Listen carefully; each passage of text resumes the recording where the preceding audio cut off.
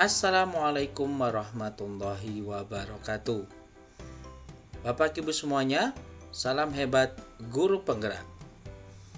Saya Zainul Arifin, calon guru penggerak angkatan kelima dari SMKN 1 Jetis Mojokerto. Di modul 1.1 A16 ini, saya akan memaparkan tentang bagaimana demonstrasi kontekstual filosofi pemikiran dari Ki Hajar Dewantara.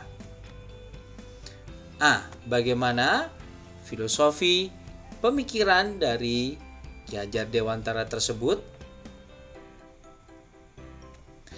Apakah pendidikan itu? Pendidikan menurut Ki Hajar Dewantara adalah tempat persemaian benih-benih kebudayaan dalam masyarakat. Ki Hajar Dewantara memiliki keyakinan bahwa untuk menciptakan manusia Indonesia yang beradab, maka pendidikan menjadi salah satu kunci utama untuk mencapainya. Nah, bagaimana dengan tujuan pendidikan? Pendidikan memberikan tuntunan terhadap segala kekuatan kodrat yang dimiliki anak agar ia mampu mencapai keselamatan dan kebahagiaan yang setinggi-tingginya, baik sebagai seorang manusia maupun sebagai anggota masyarakat. Nah, bagaimana dengan konsep pendidikan menurut Ki Hajar Dewantara? Ada dua hal yang menjadi konsep pendidikan dari Ki Hajar Dewantara. Yang pertama adalah pendidikan sebagai taman, sedangkan pendidik sebagai petani atau tukang kebun pendidikan. Luar biasa konsep dari Ki Hajar Dewantara ini. Pendidikan yang harus sebagai taman yang harus kita rawat, sedangkan pendidik adalah sebagai seorang petani yang menanami tanaman di taman. Nah, bagaimana dengan peran pendidik? Ada 4 hal yang bisa kita pahami sebagai seorang pendidik. Yang pertama adalah menuntun. Menuntun atau mengarahkan peserta didik kita agar mereka mempunyai perilaku yang baik dan kebebasan berpikir yang positif. Yang kedua adalah tukang kebun pendidikan. Sebagai seorang petani, pendidik wajib memberikan penanaman nilai-nilai yang positif kepada peserta didik kita. Yang ketiga adalah pendidikan budi pekerti.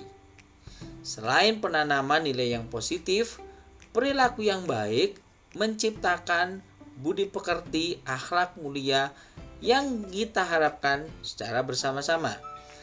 Kemudian yang keempat adalah pendidikan yang berpihak kepada anak. Pendidikan yang menghamba kepada anak. Murid kita jadikan sebagai subjek dalam pembelajaran. Budi pekerti kita sesuaikan dengan kodrat alam dan kodrat zaman. Bagaimana dengan konsep ini? Ki Hajar Dewantara sebagai memikirkan kodrat alam adalah berperilaku menurut lingkungan sekitar. Kita tidak bisa memaksakan anak berperilaku maupun bertingkah laku tidak sesuai dengan lingkungannya. Mereka berperilaku, berproses menurut alam lingkungan sekitar. Dan kemudian kodrat zaman adalah kita tuntun anak-anak supaya bagaimana mereka bijak dalam berperilaku dan bergaul menurut zamannya. Di era abad 21 ini kita ajarkan kepada mereka bagaimana bijak dalam menggunakan alat-alat teknologi. Nah, bagaimana dengan konsep merdeka belajar yang kita pahami saat ini? Ada 3 hal yang bisa kita pahami dalam rangka mensukseskan merdeka belajar. Yang pertama adalah berkreasi. kita berusaha untuk bisa memahami dan memberikan sebuah nilai positif kepada murid diri kita, yaitu berkreasi yang baik dan berkreasi yang mandiri. Kemudian setelah berkreasi, mereka kita tuntun bagaimana menemukan inovasi yang baru. Mereka adalah berinovasi, menemukan hal-hal yang baru yang bisa bermanfaat untuk masa depan. Dan yang terakhir adalah bereksplorasi. Bereksplorasi adalah menggali potensi, bakat, dan minat siswa. Nah, bagaimana implementasi demonstrasi kontekstual di sekolah saya? Saya akan menceritakan bagaimana demonstrasi kontekstual ini bisa diimplementasikan di sekolah saya. Nah, selamat datang di sekolah saya, yaitu SMKN 1 Jetis. Kala itu saya sedang mengajar di kelas. Bisa kita lihat, ya. Faktanya adalah murid saya mengantuk dan bosan. Pembelajaran yang sangat monoton, yang sangat membuat murid-murid tidak bersemangat dalam melaksanakan pembelajaran. Dan saya pun bertanya-tanya, kenapa murid saya menjadi begitu? Apakah saya salah dalam mengajar? Nah, ini menjadi PR saya yang terbesar. Bagaimana akhirnya saatnya saya membuat perubahan. Apakah perubahannya itu? Nah, konsepnya adalah merdeka belajar.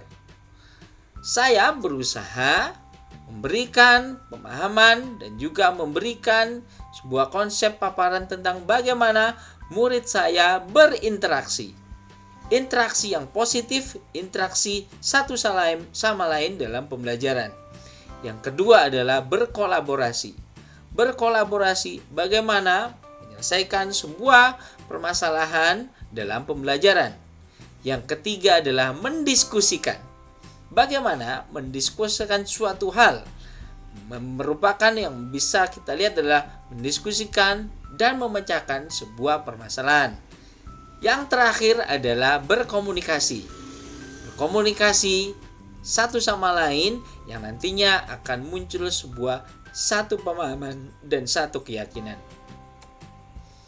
Nah, setelah pelajaran selesai, maka keceriaan penuh sukacita dalam pembelajaran bisa tercapai. Demikianlah Bapak Ibu semuanya, sebagai guru penggerak, tergerak, dan menggerakkan.